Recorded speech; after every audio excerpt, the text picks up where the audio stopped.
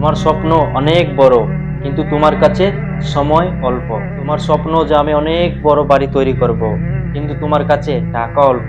তোমার স্বপ্ন যে হাত আমি পেয়েছি, যে চোখ আমি পেয়েছি, যে মুখ আমি পেয়েছি, যে ব্রেন আমি পেয়েছি, যে পা আমি পেয়েছি, এইসব জিনিস নিয়ে আমি মানুষের জন্য ভালো কাজ করব। কিন্তু কখনো তোমার হাতে যন্ত্রণা হবে, কখনো পায়ে যন্ত্রণা হবে, কখনো তোমার মাথায় যন্ত্রণা হবে, কখনো জ্বর আসবে, আর তোমার দেহ তোমাকে সাহায্য করবে না। আর তোমার হাত, তোমার পা, তোমার ব্রেন, তোমার বুদ্ধি যখন তোমার সাথ ছেড়ে দেবে, তখন তুমি নিরাশা হয়ে বসে থাকবে, আর তখন তোমার কাছে কষ্ট ছাড়া কিছুই থাকবে না।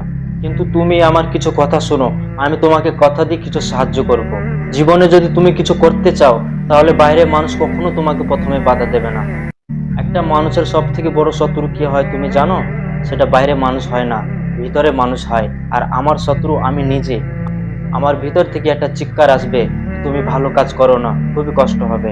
তোমার ভিতর থেকে যখন চিৎকার উঠবে যে তুমি ভালো কাজ করো না, খুবই কষ্ট, তুমি তোমার চিৎকারকে চোখ বন্ধ করে বলো যে জমিন আর আসমানের মাঝখানে যতগুলো কষ্ট আছে, সব কষ্ট ছোট।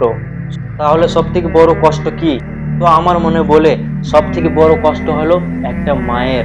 ওই মায়ের কষ্ট, যার জন্য আমি স্বপ্ন দেখেছি যে আমি মায়ের জন্য একটা ভালো কাজ করব। ওই মায়ের কত কষ্ট তুমি জানো?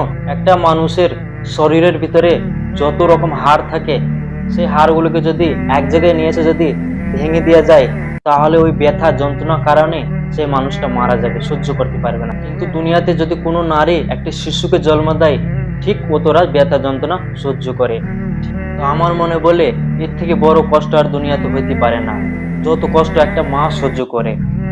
তোমার ভিতর থেকে যে তোমার কষ্টগুলো চিৎকার করছে, সেই কষ্টকে বলো তোমার থেকে বেশি বড় আমার মায়ের কষ্ট।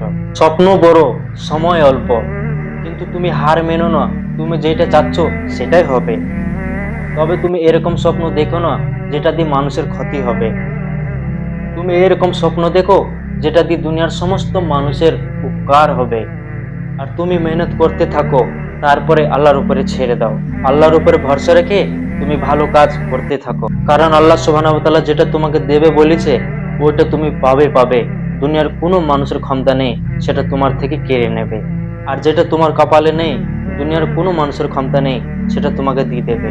তো তুমি ভালো কাজ করতে থাকো, আল্লাহ তোমাকে তোমার কাজে সফল করুক। আমিন।